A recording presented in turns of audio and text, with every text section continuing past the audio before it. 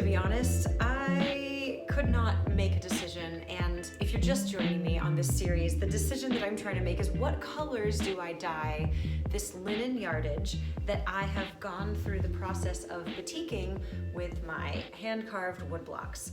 So if you missed parts 1 and 2, I will link them in the description below, and I'll put the link to part 2 right here. I have been trying to make the decision, and here's the decision. I'm gonna over dye these fabrics. I have white and I have the color called gold, and that is called gold by Fabric Wholesale Direct, and that's who sent me this fabric in exchange for me doing whatever I wanted with them. And what I want to do with them is sew a dress. First, I am going to totally change the fabrics because that's what I do. I don't just sew with fabrics as they come. I always change them. I have to, it's a compulsion. It's also my business, so what a lucky thing. So I have 2 yards of white, 2 yards of gold. Within each of those colors, I split the yardage in half. So I batiked 1 yard and I left plain another yard in the same color. I did the same thing to gold. So I batiked 1 yard and I left plain another one. At first, what I thought I was gonna do that for was so that I could mix and match. Like I wanted to show you the same color on both the white and the dyed fabric. But the only idea that's saying yes to me right now is to dye the gold, both batiked and unbatiked, 1 color, and to dye the white, both batiked and unbatiked, the other color. If I change my mind later and I want more comparison, I've got more linen and I can do that. But for now, I need to apron up. Okay, here we go. I just don't want to splatter any dye on my brand new, really nice coveralls. They are cotton and they would take the dye. So if you've never watched my channel before, hello. I dye cellulosic fibers, AKA fibers from a plant, with fiber reactive dyes, AKA Protion dyes, low impact dyes, cold dyes, whatever you want to call them. Fiber reactive dyes is the right name for these, and I'm going to show you how I make an immersion bath. So I've got 1 immersion bath over here, another immersion bath over here. I am dyeing 2 yards in each bucket, and they're wide yards. I think it's like 54 inches wide before washing, and I've washed these. The reason I chose the amount of water that I have here is because I like to do low water immersion, and my style of low water immersion is to create a dye concentrate, right? So here's some dye powder. I want to get that in the white, there we go. So here's some dye powder. I'm gonna make a concentrate, super, super concentrated. I'm going to disperse that into my dye bath. I'm going to activate it with soda ash powder, and then I'm going to shove the fabrics in the bucket. So I wanted to choose a volume that would be appropriate for shoving this amount of fabric in the bucket. I didn't measure it, I'm just eyeballing the water, because for me, the tighter the fit in the container, the better that low water immersion, some people call it crystal wash, some people just call it low immersion, the better those patterns look. So I'll pop up some examples on the screen here so you can see the beautiful crystalline, lighter, darker, semi-solid, kettle dyed, whatever you want to call it, the patterns that happen on fabric when they are compressed into the dye bath and they can't move around. So I'm not going to go over as much detail in this video, but definitely go watch the low water immersion video if that is a style of dyeing you'd like to do at home. So I have my concentrate here, and I'm just gonna work on the table so that you can see what I'm doing. I have about 2 to 3 tablespoons of dye powder in here. And this is the color that I have chosen to go on top of, on top of the white is rust brown. I put a little quiz out on my Instagram. What color should I dye these things? I got some votes for rust brown. I'm into it. I really like rust brown. Honestly, for me, it was between rust and pagoda red. I just dyed some linen with pagoda red and I've already made a shirt out of it, so whatever. I will go with rust this time.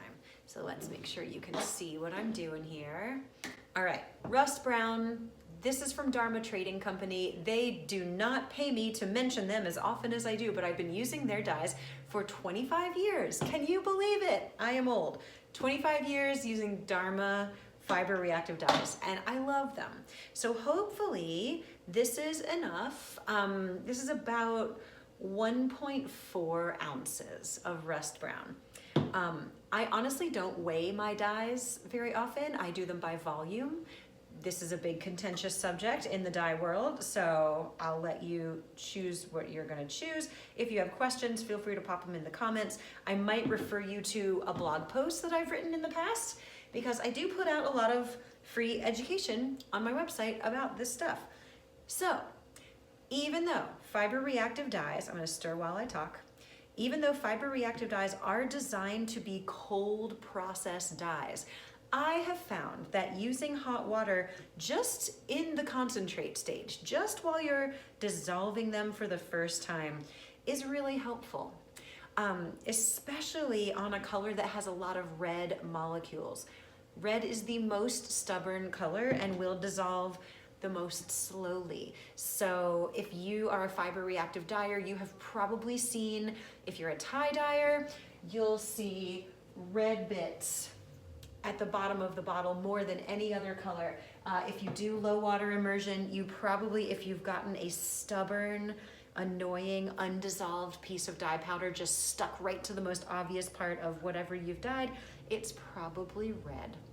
So rust brown has a lot of red in it, so I'm gonna really make sure that I do a very, very thorough job stirring this up.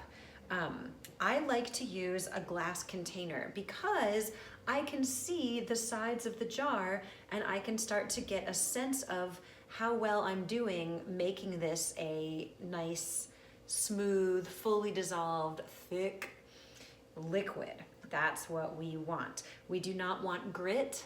We don't want little dry bits floating around. Ooh, I just dislodged a dry bit.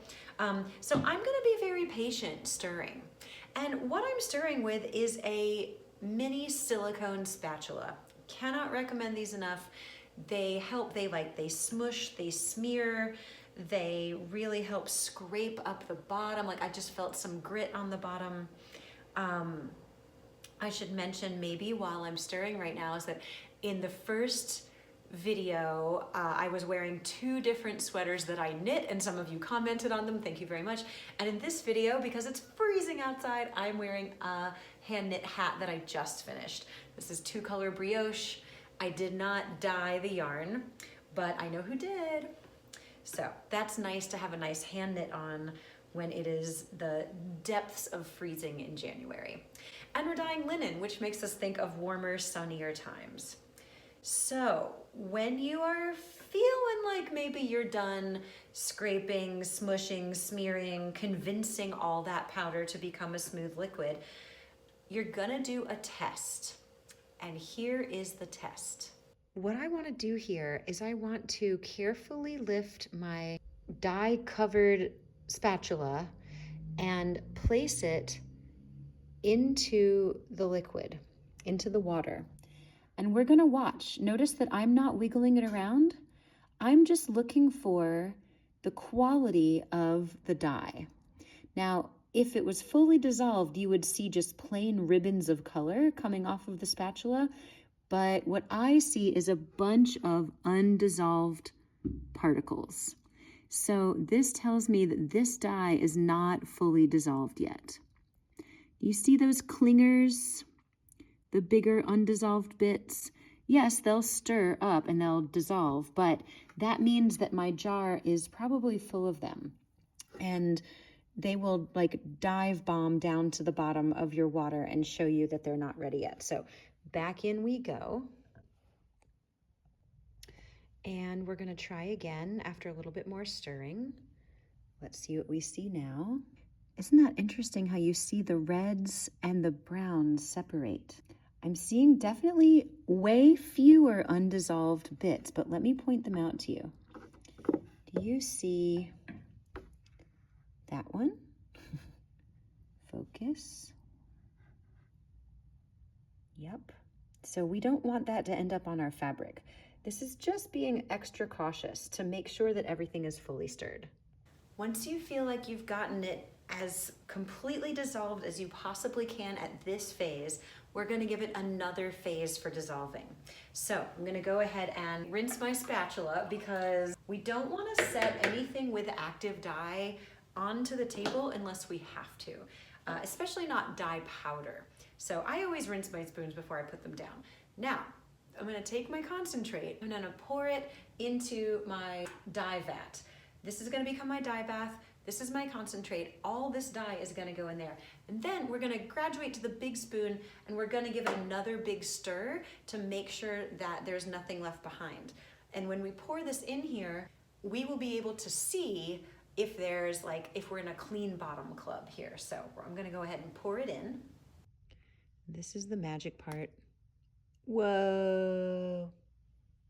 Isn't that cool? So let's check out how I did. Oh, not good enough. All that sludge needs to be dissolved. If you have some sludge or some remainders left back in here, go ahead and add just a little bit more water. And wow, can you see how red this is? What did I tell you about all the red molecules being left behind? All the other colors that were in here, they dissolved much more quickly. Now I've got this pinky color, and that was an important amount of red dye that I don't want to leave behind. Look how red my leftovers were. We want them in there. Much better. That's a clean bottom. So now that we have got all of our dye out of the concentrate jar and into the dye bath, I'm going to graduate to the big spoon and I'm going to dissolve even further. This is one of the last minute checks, a system of checks and balances to make sure that we've got all those little bits dissolved. And we'll do even more when we do soda ash. Soda ash, sodium carbonate. Again, I'm not going to go into a ton of detail because I've got the other low water immersion video, but this dye bath is not active and can't become permanent until I raise the pH. What's the cheapest, fastest way of raising the pH? It's sodium carbonate. I am going to slowly stir this in. It's really important that you stir as you pour in order to get all the soda ash dissolved. This stuff loves to crystallize and clump, so you sort of do a pat your head, rub your tummy, where one hand slowly pours and the other hand dissolves. I'm scraping the bottom here.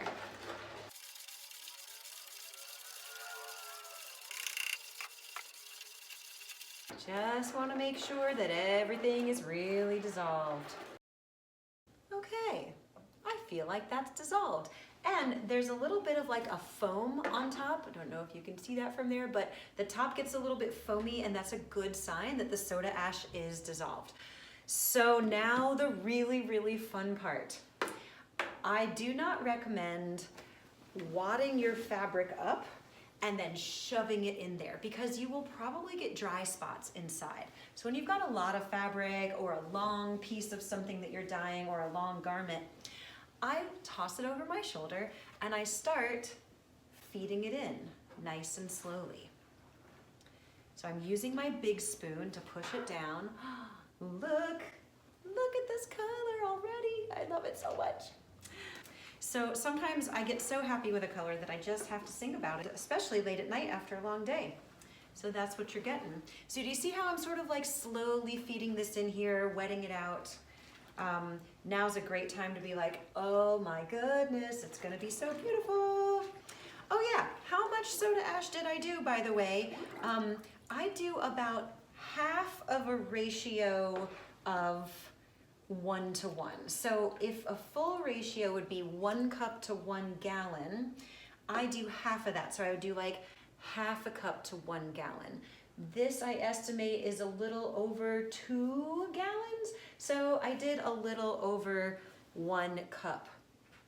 Will it be enough? We'll find out. Will I like the color no matter what? Absolutely. So don't get at me in the comments if you're a scientific dyer who likes repetitive results.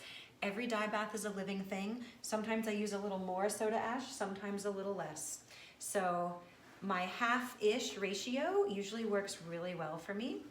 and we are gonna see what it does.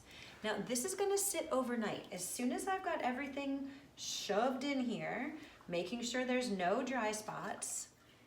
Isn't that nice? So we are going to leave it sitting overnight. You know, I think that these dyes cure best at room temperature for up to 24 hours. I don't take it out at less than 8 hours. I just really want it to sit, soak, absorb, react, become permanent. But there's as many different thoughts on this as there are people using the dyes. That's done now. I've got everything shoved in. I don't want to mess with it too much. I just want to let it sit and do its thing. And there's some extra space at the top. So I could have gone with even less water. My fabric's coming up to about there, and my liquid, I've got about 2 extra inches of liquid. So, you know, this is a great time if you've got something else that you want to dye to shove in here. But I don't at the moment. I want to make moss green and go to bed because it's late. 7:30, it's late. So we're gonna move rust over and we're gonna get moss green going in the same way. Little bonus thing that I really like in my studio, I've been really enjoying having one table higher, one table lower, so I don't have to like jack my shoulder up as high. It's the little things, you know? Also, another thing to have around you is a rag so that any spilled dye you can wipe up, just to make sure, you know, I don't want to drag my gold linen right here through any little red puddles. I really love, as you can tell, a golden green. So I am going to dye the gold green, and I bet it's gonna be gorgeous. I had to choose which green to use. I went with moss because it's darker, but I could have gone just as well with avocado. So here we go. I'm gonna do 2 heaping tablespoons, because that's what I did with the red.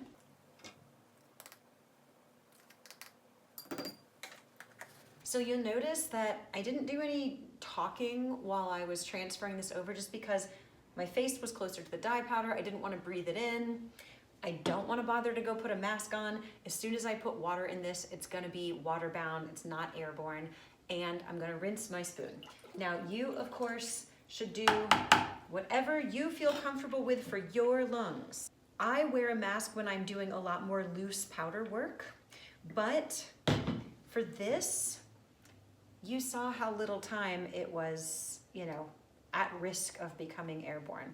I measured it, I put it down, I closed the lid, I added water. So I'm gonna do the same thing, and we are gonna speed through this so you don't have to watch me.